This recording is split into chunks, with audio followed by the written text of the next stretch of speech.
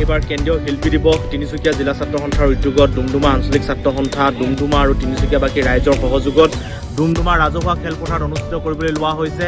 আমি মহান শিল্পীজনাক স্মৰণ কৰাৰ লগে লগে শিল্পীজনাৰ আদৰ্শ কৰ্মৰাজি যাতে উঠি অহা প্ৰজন্মৰ মাজত আমি বিলাই দিব পাৰোঁ আৰু তেখেতৰ পথেৰে যাতে আমি পাথেয় হৈ আগবাঢ়ি যাব পাৰোঁ, সেই উদ্দেশ্য আগত ৰাখি আমি এই অনুষ্ঠানভাগী আয়োজন কৰিছোঁ। মই ডাক্তৰ প্ৰণৱজ্যোতি ডেকাই অভ্যৰ্থনা সমিতিৰ সভাপতি হিচাপে আপোনালোকক আমন্ত্ৰণ জনাইছোঁ। 16 আৰু 17 জানুৱাৰী তাৰিখে ডুমডুমা নগৰ খেলপথাৰত দুদিনীয়া কাৰ্যসূচীৰে অনুষ্ঠিত কৰা হৈছে।